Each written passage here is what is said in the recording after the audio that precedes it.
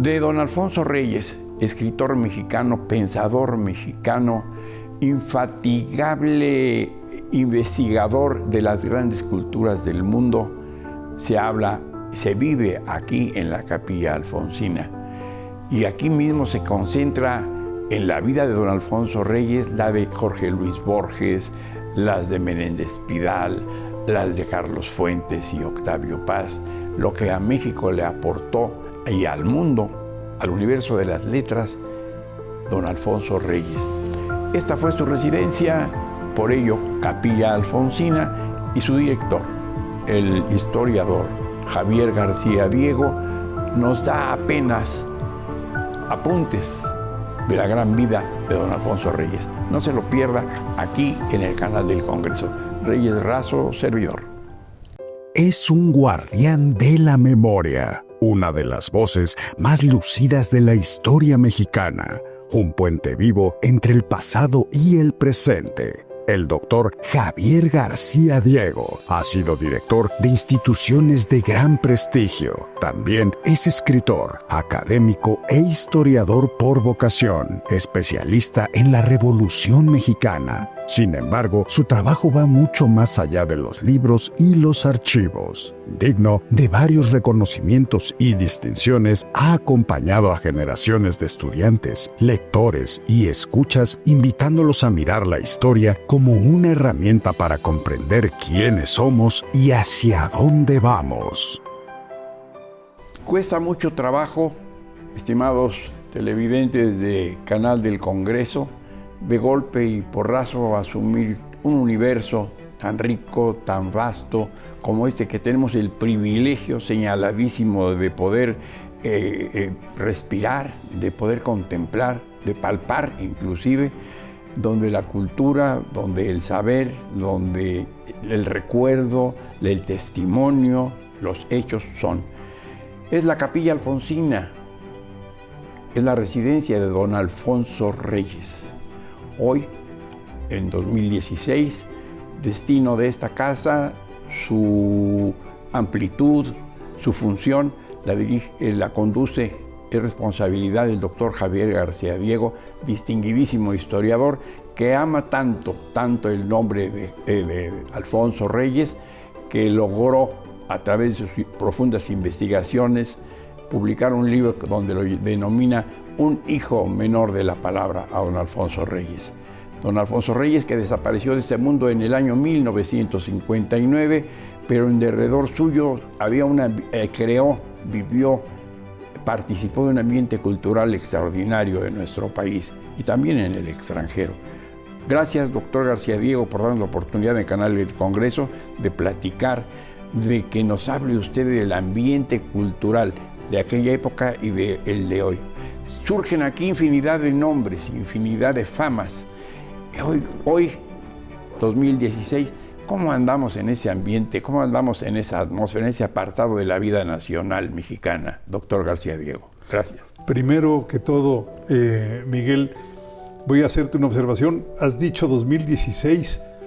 Y es 2026. Me quité 10 años de golpe y porrazo. Le quitaste 10 años. Gracias, al programa, cuyo nombre me incomoda un poco, me aterroriza eso de los indispensables. Pues, yo creo que en este mundo todos somos, no hay prácticamente imprescindibles, todos somos prescindibles. Ajá. Pero bueno, esta es una opinión simplemente para darme valor, para iniciar a contestar tu pregunta. Efectivamente, esta es la Capilla Alfonsina. Yo digo que es el lugar más bonito de la Ciudad de México, claro, reduciéndonos a los lugares, digamos, de cultura, sedes culturales. No conozco, al menos en América Latina, la casa de un escritor convertida en museo, convertida en espacio público, con tanto significado, con tanto valor, como es el de esta Capilla Alfonsina, que por cierto, el nombre no se lo dio Alfonso Reyes. Sí, Alfonso Reyes hablaba de su biblioteca. Ajá. Alfonso Reyes, tú sabes, era liberal, hijo de liberal, nieto de liberales, sí. Liberales de espada, o sea, que lucharon en las guerras de reforma, en la guerra de intervención. Suponemos que el nombre se lo pusieron o Manuel Toussaint, o José Moreno Villa, porque esta casa la construye Alfonso Reyes cuando está terminando en el servicio diplomático. Ahorita podemos ir más despacio a ello. ¿Cómo no? Está en 38, ¿sí? En Brasil. Sí. Él ha estado, podemos luego revisar su biografía diplomática. Cumple 25 años de antigüedad en el servicio diplomático, le toca ya regresar a México y no tiene casa, porque ha vivido desde 1913, o sea, 25 años en el extranjero.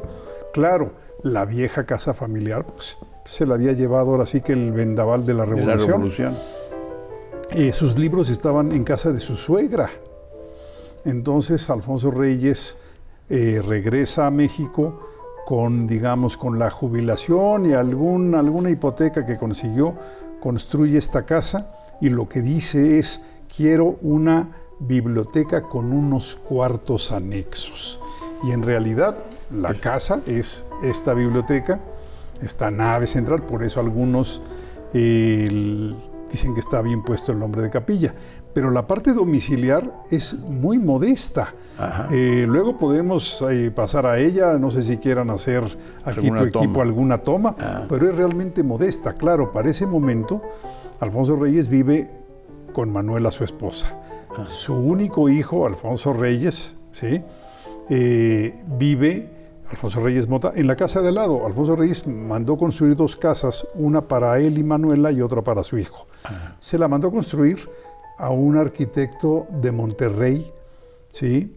Que no tuvo mucha trayectoria como constructor. Además, se destacó, yo diría, bueno, primero que todo, sí, como profesor, ¿sí? En el Politécnico. Y parece ser que fue alumno en algún momento de Juan O'Gorman. Entonces ha habido visitas aquí que dicen ver alguna influencia, algunos rasgos del Juan O'Gorman arquitecto. Pero en fin, no me quiero desviar. Alfonso Reyes en 38 vuelve a tener una encomienda muy particular, y esto es muy interesante. ¿El año 38? Como historia, sí. Él había estado, su último destino militar fue 36-37, Buenos Aires, segunda ocasión en Buenos Aires. Ya había estado de 27 a 30. 36-37 le tocó la Guerra Civil Española. Claro. Él, como representante del gobierno de Cárdenas, tenía que asumir una postura respecto a la Guerra Civil Española, pero en Argentina tenían la posición absolutamente contraria. Entonces, la relación, digamos, de Alfonso Reyes con la Cancillería argentina, ¿sí? Y con algunos diplomáticos de otros países latinoamericanos que, digamos, que simpatizaban más con la causa franquista, pues hizo que su estancia en Buenos Aires fuera difícil. Regresa a México, repito, en 37, porque ya le tocaba la jubilación, pero en 38 vino la expropiación petrolera. Inglaterra y Estados Unidos pues le generan un boicot al petróleo mexicano. No es que hayan hecho más que eso, pero era una dificultad tremenda para el gobierno de Lázaro Cárdenas, una vez que expropias petróleo, empezarlo a acomodar en los mercados del mundo. Sino de que ¿Cómo venderlo? Claro. Claro, cómo venderlo. Entonces, Cárdenas le pidió a Alfonso Reyes que regresara a Brasil, donde había sido embajador 5 años, de 30 a 35. Y dijo: usted, don Alfonso, conoce el ambiente diplomático brasileño, ¿por qué no nos ayuda a ver si vende un poco de petróleo ahí? Y dice Alfonso Reyes: no voy a vender nada. El gobierno de Getúlio Vargas no va a hacer nada en contra de las potencias norteamericana e inglesa, pero cumplo. Qué recovecos, ¿verdad? Es complicadísimo. Laberínticos. Sí, pero además esto me permite decir, Miguel, sí, que Alfonso Reyes fue un diplomático muy apegado a la Revolución Mexicana. Esta gente que lo ve como un viejo conservador se equivoca. Primero fue embajador, bueno, concluyo con Brasil, no vendió nada y dijo: va a ser muy difícil vender petróleo. Y entonces sí, ya regresó a finales de 38, principios de 39, y ya no volvió a salir de esta casa. Aquí vivió sus últimos 20 años, de 39 a 59. Claro. Y de esos, los últimos 8, porque tuvo un infarto muy fuerte en 51, por eso es que aquí encuentras en este piso incluso camas, una cama, ya prácticamente su vida la hizo aquí. Y aquí venían todos los que querían ser escritores, Octavio Paz, Carlos Fuentes. claro. Carlos Fuentes era un habitué, como dicen, de esta capilla. Sí. Manuela lo quería muchísimo, Alfonso Reyes también. Su papá había trabajado con don Alfonso en Don algún destino Rafael, diplomático, claro, en Brasil. Sí. Venía Ramón Xirau, venían muchísimos, pero también venían de otras generaciones, ¿sí?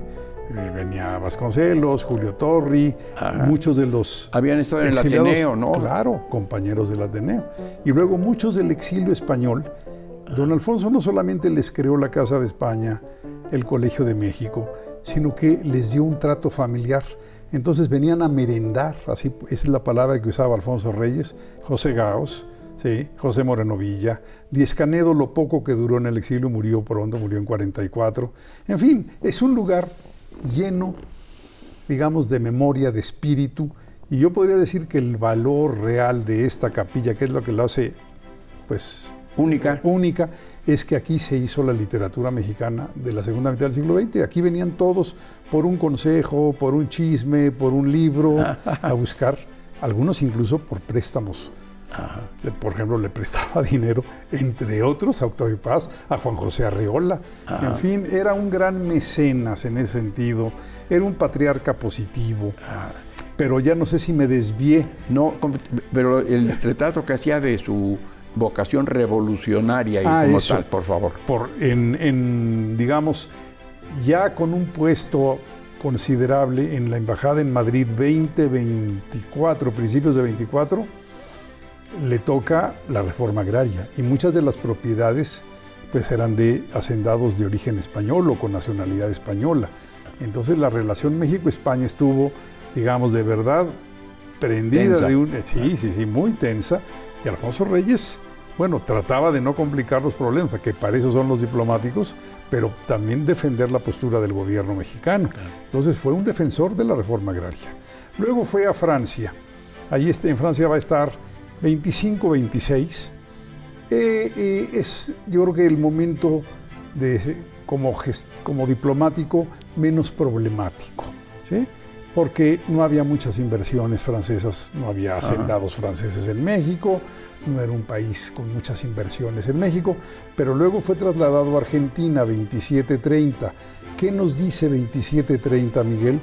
Que le tocó la Guerra Cristera. Y Argentina era es un país católico con muchos migrantes italianos, españoles. Entonces recibió mucha presión de periódicos, de políticos y de la sociedad argentina que rechazaba la presencia de un representante de este gobierno ateo, ¿no? Come curas. Come curas. Y Alfonso Reyes fue un defensor de la postura. Claro, sus declaraciones siempre son moderadas, mesuradas, o sea, no es el que dice vamos a acabar con todos estos terroristas, no, de ninguna manera. Pero siempre trataba de afinar la información. Su cultura, su amor por la cultura lo afina, lo distingue y además consigue los lenguajes. En Argentina además es amigo pues, de Victoria Ocampo, de Ricardo Rojas, el rector de la UBA, de Pedro Enrique Sureña, con quien se reencuentra allí, y la más famosa de todas, con Borges, ¿no? Yo conocí a Jorge Luis Borges y fui un día a su lazarillo en Nueva York. ¡Qué maravilla! Y me contaba que le escribieron un día, o publicamos, le dijo a Alfonso Reyes, o publicamos, Alfonso, o nos pasaremos la vida perfeccionando lo que escribimos. Así es. Me contó en aquella ocasión. Sí, esa es una frase de Borges.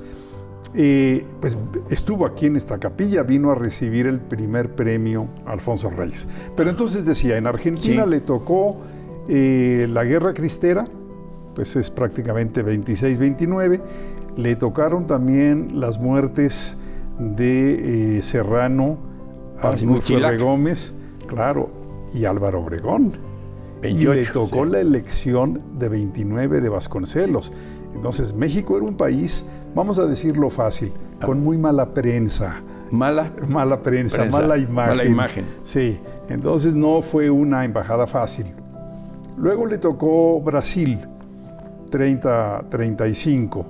Y ahí tuvo dos problemas básicamente. Alfonso Reyes pues defendió la política de México respecto a este político oposicionista brasileño Prestes, ¿no? Que México incluso asiló a parte de la familia y demás. Y luego le tocó la llegada al poder de Getúlio Vargas, con el Estado Novo. Claro, entre Vargas y Cárdenas había muchas diferencias, porque uno podría decir, bueno, sí, los dos son populistas, ¿no? Pero Cárdenas tenía un proyecto pues mucho más claro que el de Vargas. Entonces tampoco fue buena su relación. Y luego le tocó lo que te platicaba, Argentina, regresa a Argentina 36-37, muy difícil la estancia diplomática de Reyes por la Guerra Civil Española, porque se convierte en un defensor de la República. De la República. Allí en el Luna Park es cuando lee por primera vez el famosísimo Textos a la tumba de Federico García Lorca, ¿verdad? Y luego, yo creo que incluso hubo peticiones del gobierno argentino para que fuera relevado. Con el pretexto de que ya le tocaba la jubilación, regresa a México y cambia y pasa del sector diplomático al sector educativo-cultural, porque regresa a México para fundar, así con semanas de diferencia, la Casa de España ahí en y la luego calle el Río Colegio Pánuco. de México. Así es. Qué momento tan extraordinario, complicado, como nada sencillo, pero qué enriquecedor, porque obligaba a los hombres de esa época, a enfrentarlo con talento, con decisión, con determinación. Se conoce muy bien, se ha profundizado en la figura, en lo que representa para la vida mexicana don Alfonso Reyes. Yo diría que Alfonso Reyes es un autor más estudiado que leído. ¿A qué me refiero? A que hay constantemente artículos, ensayos, libros sobre su obra, tesis constantemente, pero no es un autor que digamos... De bestseller. Exactamente. No es un autor que tú vas a ver a la gente leyéndolo en el metro. Y en buena medida fue porque le faltó un libro emblema, ¿no? Como puede ser Cien años de soledad o Pedro Páramo, Llano en llamas, La región más transparente, refiriéndonos a Fuentes. Carlos Fuentes. Yo diría que Alfonso Reyes es el autor de una gran obra, pero no tiene un libro significativo.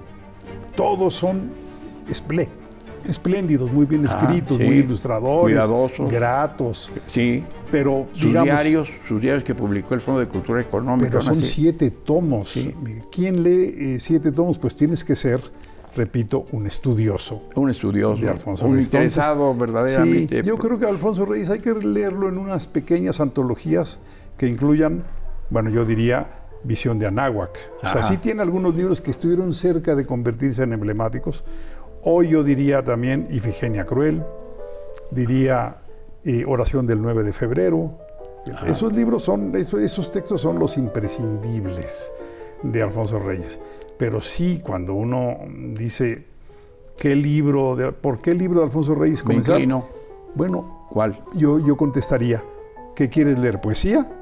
¿Quieres leer ensayo crítico? ¿Quieres leer griegos? Porque tiene... claro, la cultura helénica. Claro, tiene de todo.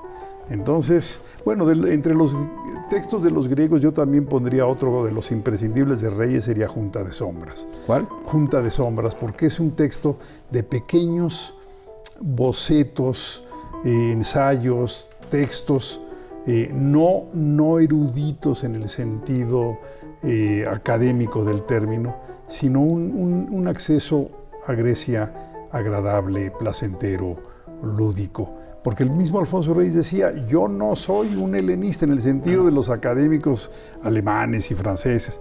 Dice, yo soy un cazador furtivo. Entro al territorio de los clásicos griegos y me apropio de lo que yo quiero.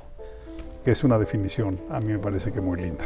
Pero entonces, en resumen, me preguntabas si hay un acercamiento claro sobre Alfonso Reyes. Yo diría, hay un problema. Nos acercamos a Alfonso Reyes y a priori pensamos que es un escritor conservador, lo cual ya traté de aquí platicando contigo.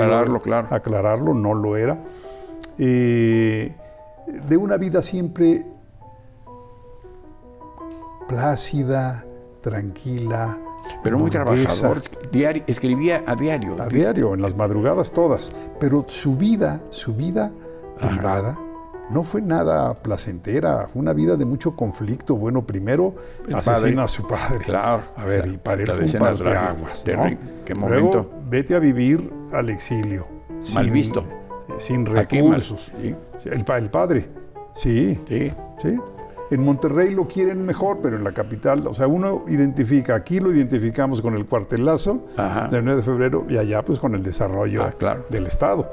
Cada región, ahora sí que cada quien hace su historia a su modo. Claro. Luego se va al exilio. Repito, tiene una vida diplomática tensa y además él trata de siempre robarle horas al sueño siendo diplomático para poder seguir escribiendo, para poder seguir leyendo. ¿De dónde venía esta tal vena literaria, tal amor por la cultura, por la literatura, don Alfonso?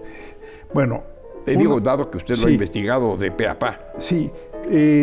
A ver, Miguel, en algunos textos Alfonso Reyes dice que lo hereda del padre, que su padre era un poeta, pero que las obligaciones político-militares lo llevaron a otro tipo de vida.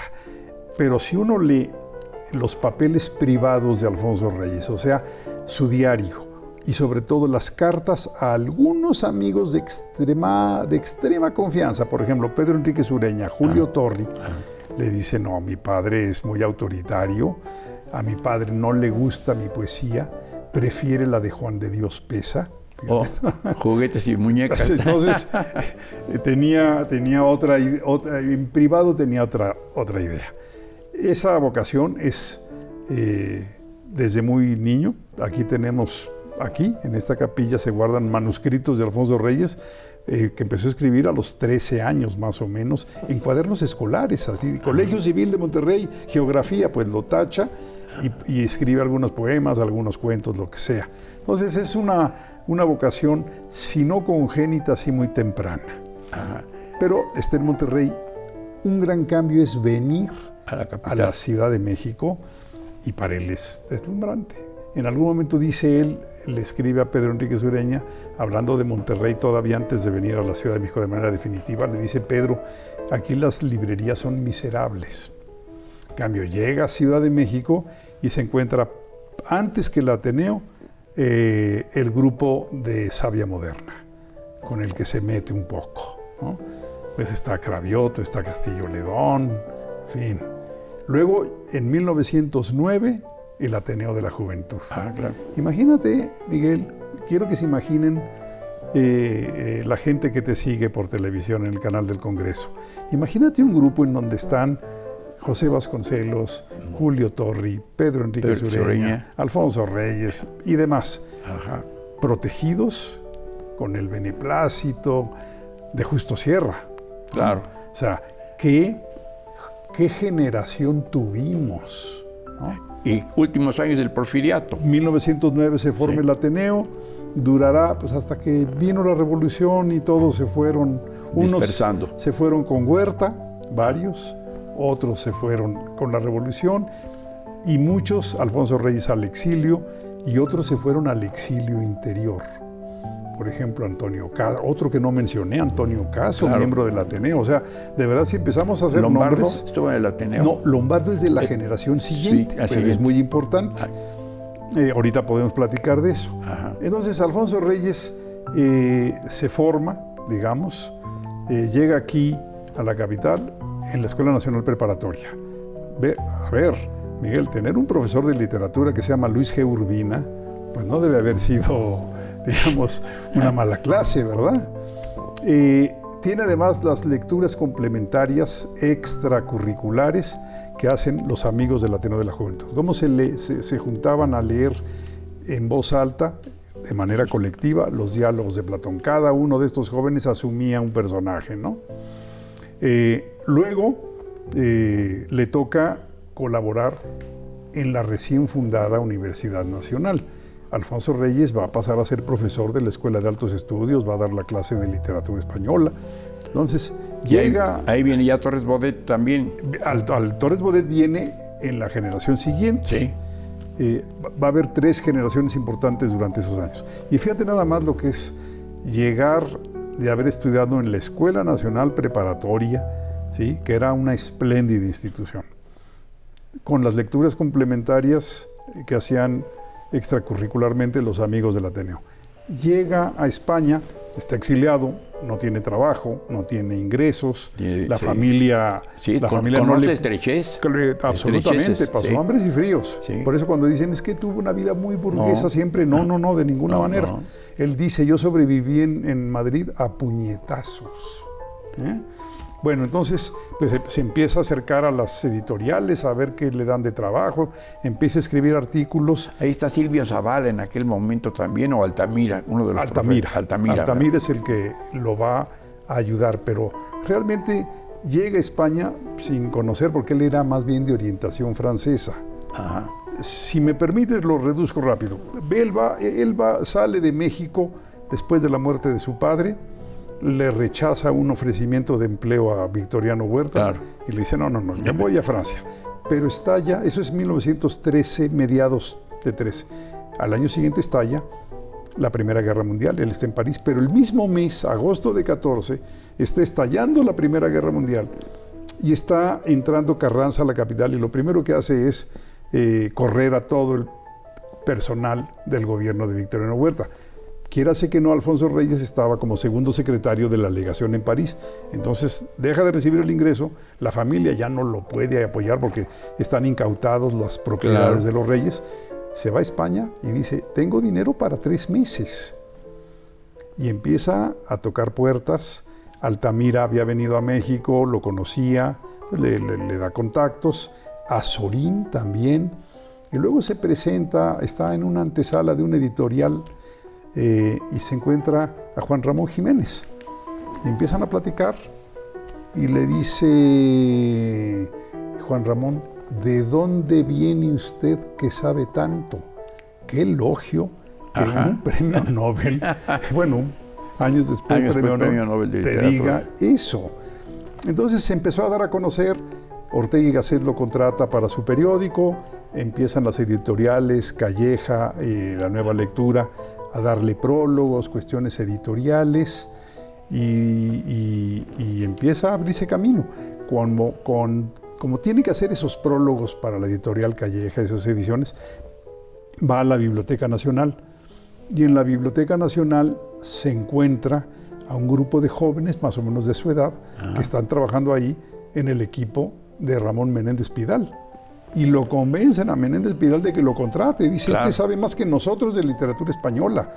A ver, Miguel, la editorial Calpe, que luego sería Espasa Calpe, y luego sería la colección Austral. Austral, sí. Quieren hacer una edición moderna del Cantar del Mío Cid. Se le encargan a Alfonso Reyes. ¿El Cantar? Del Mío Cid.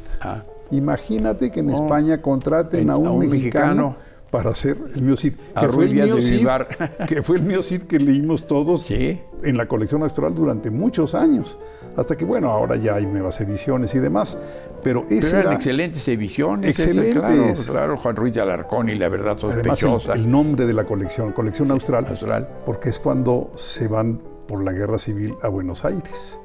Es una colección que sacan en Buenos Aires. No, es toda una historia. Y es una gran colección, ¿eh? Una Yo conocí magnífica a un amigo, colección. Julio Fuentzinojosa, que tenía magnífica. Cientos de ellos. Yo creo que con que uno lea el 10% de esa colección, claro, ya. Pero en fin, entonces Alfonso Reyes se empieza a acomodar, ya le dan trabajitos, traduce para Calleja Chesterton, hace muchas cosas. Y llega el 1920. Comenta mucho a Chesterton y lo prologa, ¿verdad? Sí. Y lo traduce. Sí. Y no siendo católico, Alfonso Reyes, era para sobrevivir. Pero, en fin, llega el 1920, él está, repito, sobreviviendo a puñetazos, buscando por aquí un artículo, por acá un prólogo, lo que sea. Y en México hay cambio de gobierno, cae Carranza, llegan los sonorenses, entre ellos José Vasconcelos, pues va a ser hecho rector y luego secretario de Educación. Y lo primero que hace Vasconcelos es convencer a De la Huerta y Obregón. Dicen, a ver, tenemos a Alfonso Reyes ahí en Madrid. No es partidario político de su padre, no fue partidario de Huerta. Recuperémoslo, nadie nos puede representar mejor que Alfonso Reyes.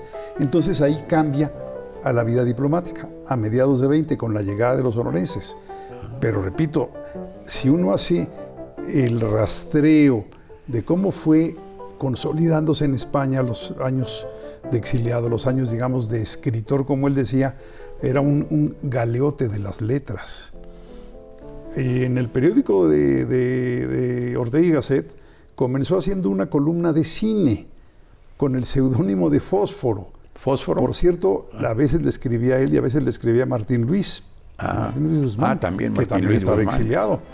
Bueno, pues 2 años después, Ortega y Gasset le encarga toda una sección, la sección de los jueves, una página entera de historia y geografía.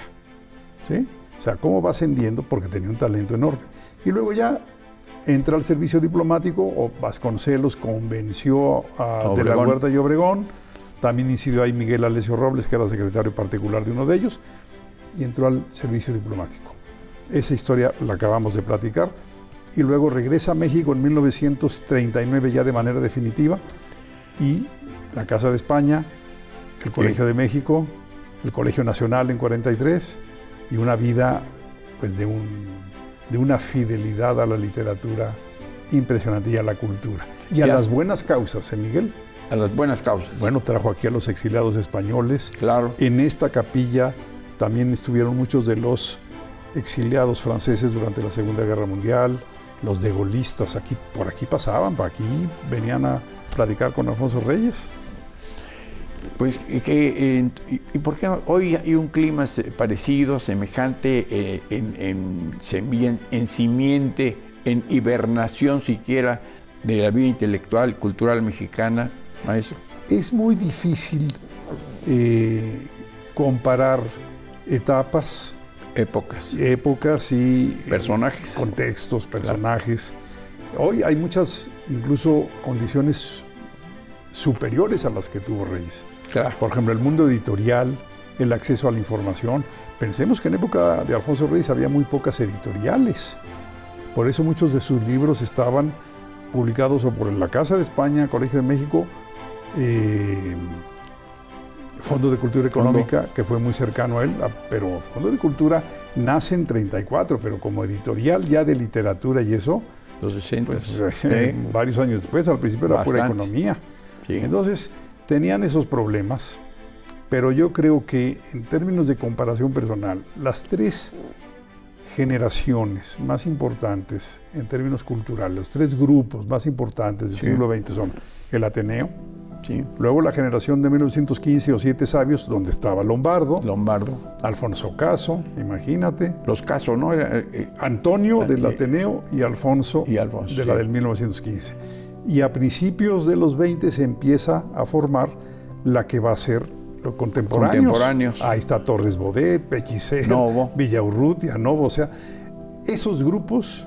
Novo también se deslumbra como Alfonso Reyes cuando viene de Torreón, habiendo nacido aquí, pero vivido allá, cuando viene a escribir a la Ciudad de México y a contarla, ¿no?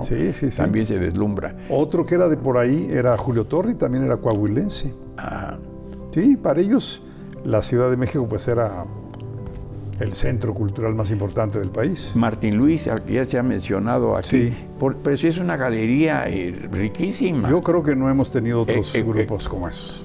Sí, porque después de los 50, cuando surge ya Octavio Paz, Carlos Fuentes, Elizondo, hay un afán, pero no tan consistente, no tan fuerte o de ruptura. ¿Cómo lo contempla usted? No. Yo creo que siempre hemos tenido gente de cultura, de buenos escritores.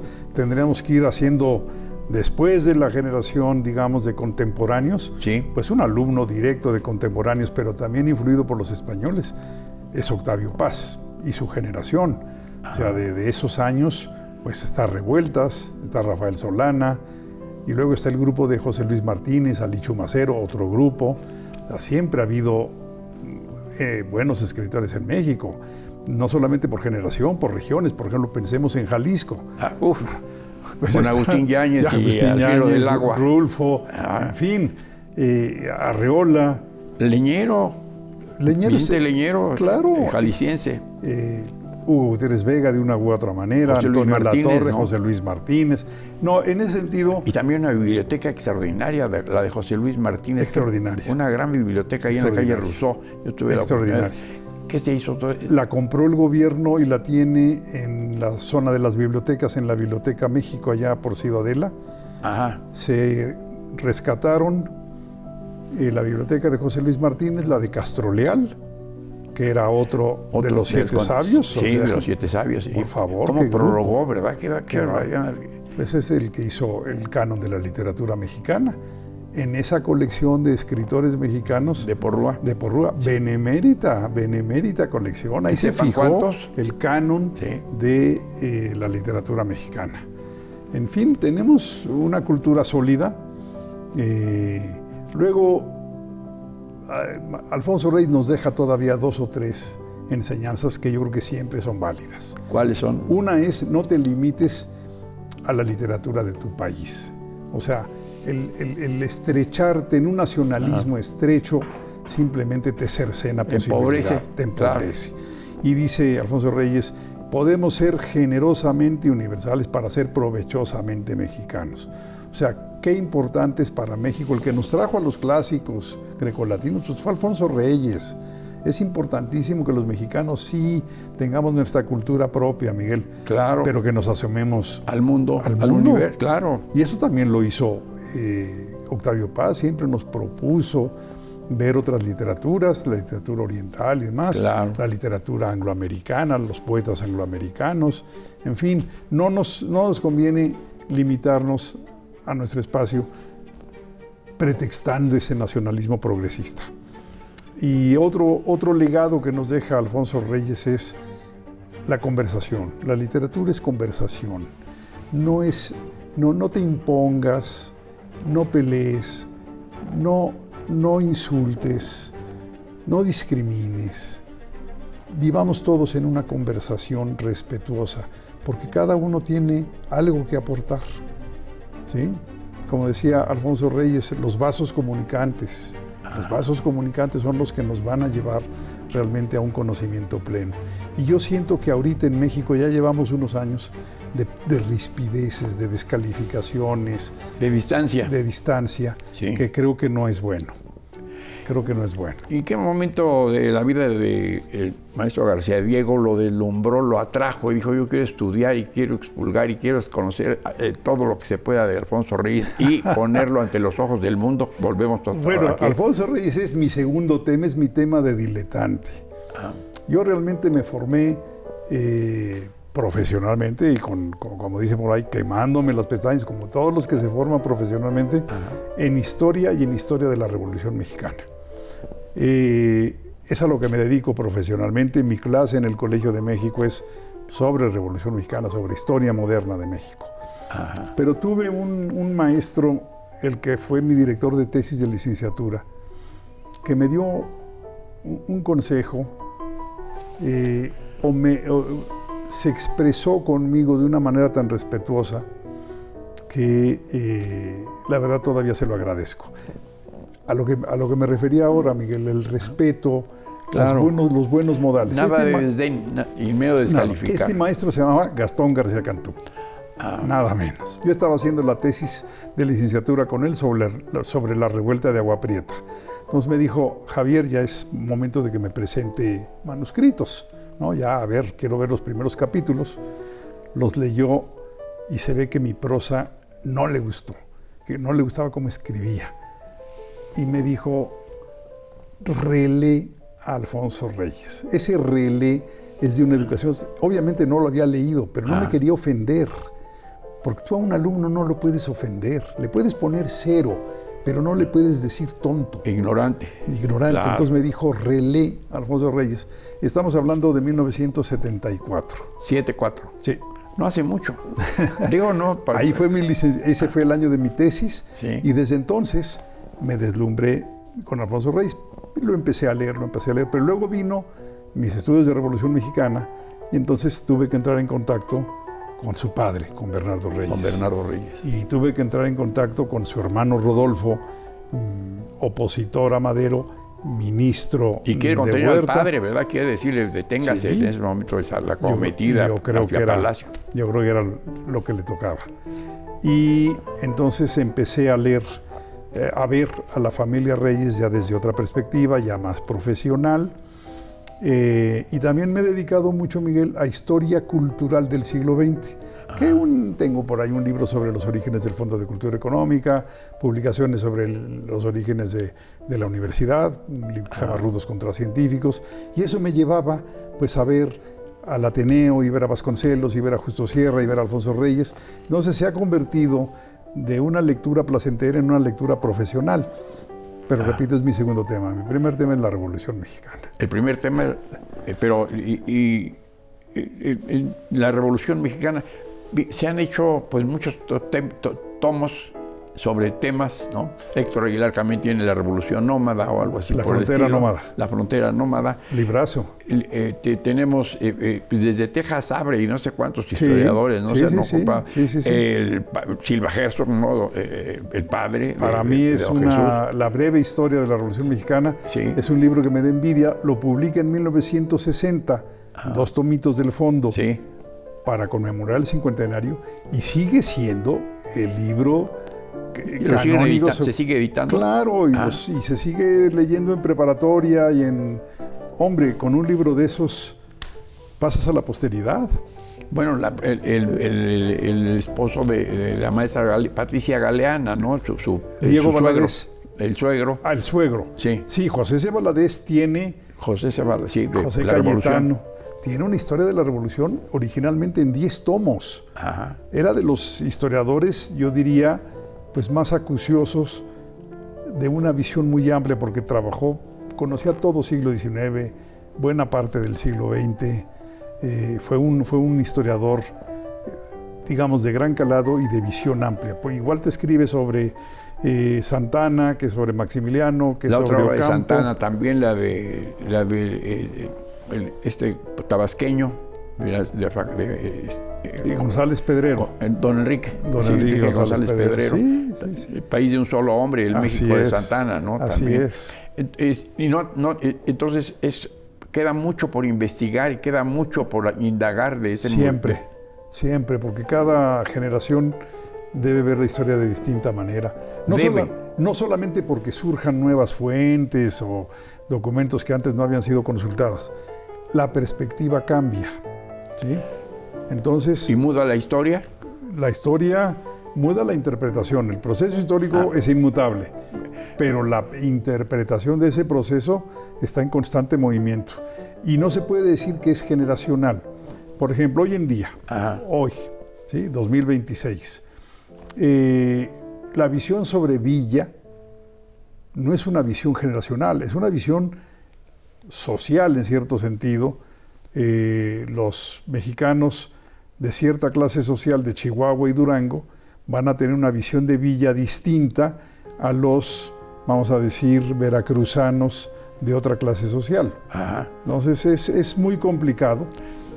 Hay que siempre identificar la interpretación. Es otro libro suyo, ¿no? El de Katz. ¿Mandé? Es otra recopilación, la de usted, de Katz. Bueno, Katz fue mi maestro, yo me formé con él. Ajá. Y él es el gran biógrafo De Villa. de Pancho Villa. Pero incluso Katz me decía constantemente, ya llegarán nuevas generaciones que revisarán mi libro, lo modificarán, lo ampliarán.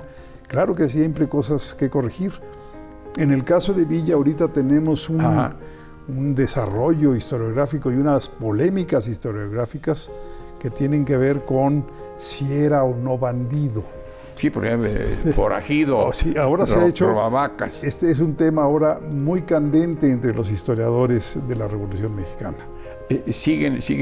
Hay una buena número de estos investigadores. Sí, Porque alguna vez refiriéndose a este michoacano, ¿cómo se llama? Que decía Héctor Aguilar, que yo aspiraría a hablarle un día de todo a mi maestro. Luis González. A Luis González.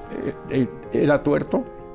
Luis González perdió un ojo por una operación de cáncer, pero tenía tan buen sentido del humor. Para mí es el mejor historiador. ¿Del cardenismo? No solamente del cardenismo, el mejor historiador así de la segunda mitad del siglo XX y primeros años del siglo XXI, de este pelo.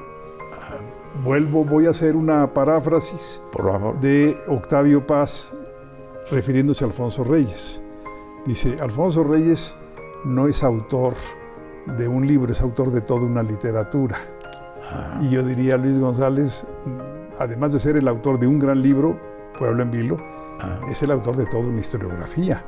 Él nos trajo, él puso sobre la mesa el tema de la microhistoria y de la historia de la matria, estudiar las regiones, para ya quitarnos esta perspectiva nacional. Ajá. La perspectiva nacional, si se exagera, Miguel, es incorrecta.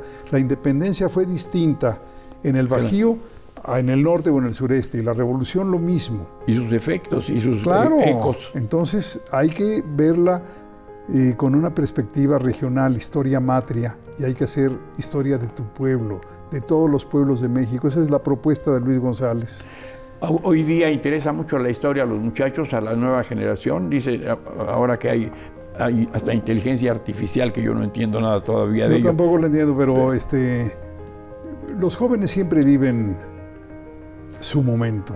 Ajá. Cuando eres joven, hay cosas, te crees inmortal, no piensas en la muerte y tampoco piensas más allá de tus abuelos. Entonces, la perspectiva juvenil es una perspectiva muy de coyuntura, muy de presente. Ajá. Luego ya con el tiempo, la historia, cuando creces, la historia se convierte en algo muy interesante, muy atractivo. Simplemente querer saber, Miguel, de dónde venimos. Querer saber, sí. ¿De dónde venimos? ¿Cómo era este Pero país esa antes? de siempre es la primera pregunta, ¿de dónde vengo? Esa es la pregunta de la historia, ¿sí? Y yo creo que es la pregunta del ser humano. ¿Quién soy? Sí. A lo mejor los jóvenes no se la plantean, los ¿sí? niños menos, pero ya es una pregunta que nos hacemos los adultos. ¿De dónde vengo? ¿No? ¿Qué hicieron? ¿Cómo era mi país hace años? ¿Cómo era mi colonia? ¿Cómo eran ¿Qué vivieron mis padres? Porque todo eso ya se fue. ¿Cuál fue el México que vivieron mis abuelos? Claro que es pregunta fascinante. El barrio, la calle, la colonia, Claro. la escuela, los maestros, ¿verdad? Que nos impulsaron, que Todo, quisimos y esto. Ya se nos fue. Pero no creo que sea pregunta de jóvenes. Los jóvenes están preocupados en la inmediatez, ¿no? Y la capilla, ¿cómo funciona? ¿Cómo opera? ¿Y cómo es que le interesa tanto a Alfonso Reyes que llega a respirar el ambiente de don Alfonso? Esto es lo importante. Aquí se siente el espíritu de don Claro. Alfonso. Bueno, cuando él murió en 59, Año también de Vasconcelos, ¿verdad? meses de diferencia. Sí. ¿Sí? Ya no me quiero desviar, pero hay un Alfonso Reyes escribe a la muerte de Vasconcelos. Alfonso muere en diciembre, su amigo José muere a mediados de año, junio-julio, y escribe un texto que le dice: la profecía empieza a cumplirse, José, porque siendo jóvenes un día ellos dos se dijeron, Reyes y Vasconcelos, tú y yo vamos a morir con el corazón reventado, porque eran hombres de pasiones. Hombres de pasiones. Claro. Uno por la literatura y el otro por la política, la democracia y la vida. Intensa. Sí, la vida intensa. Entonces, muere Reyes en 59, se queda su viuda, se queda su hijo Alfonsito, ¿sí? Y la viuda muere a principios de los 60, 64 por ahí. La casa se queda con el hijo, pero el hijo pues era un médico. Sí. Y en hacia los 1970, el gobierno, 72 para ser preciso, el gobierno de México, el gobierno federal la compra, ¿sí? Y se convierte en una biblioteca pública, pero también es un poco museo.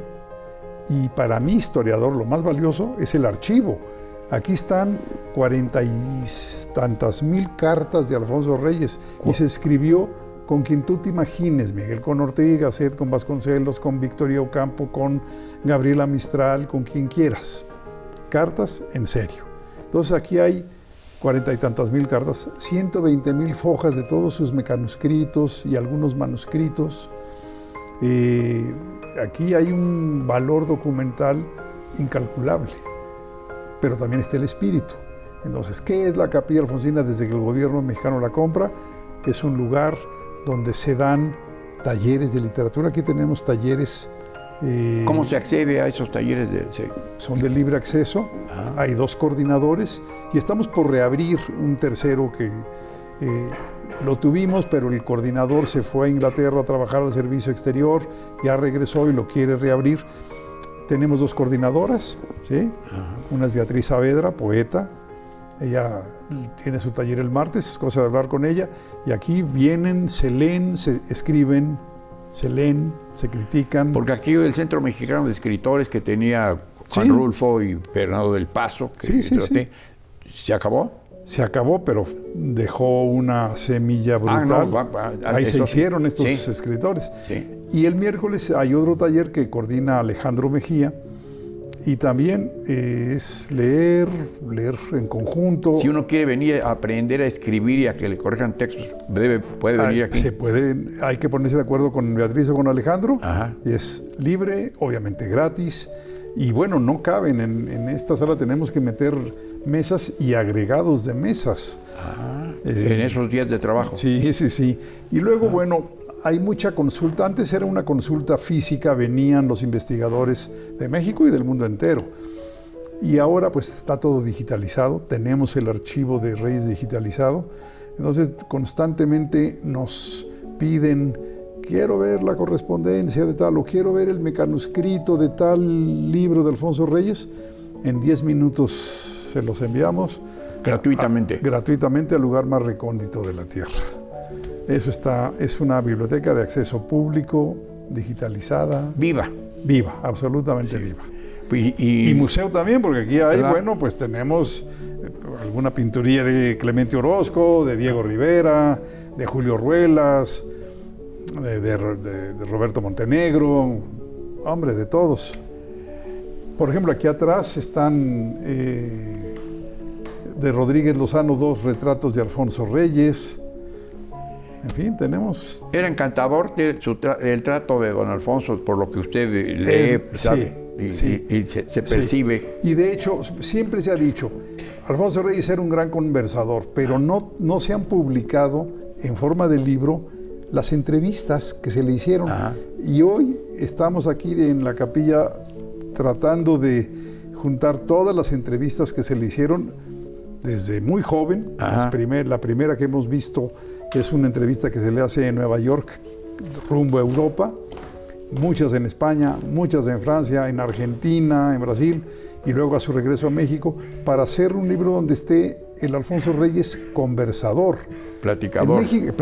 En México se le conocen 2 grandes entrevistas, una con Emanuel Carballo y otra con Elena Poniatowska. Ella era muy jovencita y Alfonso Reyes, esa se hace, creo que el último año de la vida de Alfonso Reyes, la titula Alfonso Reyes en su palomar, porque se refiere al tapanco en el que escribía Alfonso Reyes. Es una linda entrevista. Bueno, vamos ahora a juntarlas. Son más de 50. Pues da para muchísimo estar aquí, para recorrerla, para vivirla, para respirar la atmósfera de don Alfonso. Esta ha sido una entrevista que apenas que nos deja con la tentación de saber más y más y más y más de Alfonso Reyes y de usted, querido maestro García Diego, de toda su obra. El agradecido soy yo, mi querido Miguel, admirado Miguel. También de ti estamos esperando las memorias. Las has estado publicando en la prensa. Ahí estamos. Pero ojalá salga un libro con todas esas memorias. Voy a venir a aprender. Sí, de veras, hay que aprender. Eres el mejor prosista entre los periodistas de México. Muchas gracias, querido maestro. En nombre del canal del Congreso, le agradezco profundamente su tiempo, su gusto por esta conversación, por explicarnos y incitarnos a saber más de Alfonso y de usted. Y de que vengan, nos encanta. Hay visitas guiadas, obviamente gratuitas. Diario tenemos visitantes y no ha habido uno que se vaya desilusionado, frustrado. No, salen encantados de ver estos libros, de sentir este espíritu, de ver estas pinturas. Y el trato de las personas que están aquí, de veras, desde la entrada hasta la cima de... Es el espíritu alfonsino. Muchas gracias, entonces. Gracias a ti, Miguel. Buenas tardes. Conversación con el maestro Javier García Diego, que también nos habló de su afición al boxeo también y lo que le gustó a Vicente Saldívar en sus buenos tiempos. Habrá tiempo para ello. Hoy ha sido fascinante, emocionante y muy estimulante empezar a entrar en el mundo de don Alfonso Reyes y a través de este gran cicerone, de este gran compañero de viaje que es el maestro Javier García Diego. Le convido a que nos vea aquí en el canal del Congreso y en ese nombre le agradezco profundamente su tiempo y su buen modo hacia nosotros. El agradecido soy yo y larga vida al canal del Congreso. Muchísimas gracias. Hasta la próxima.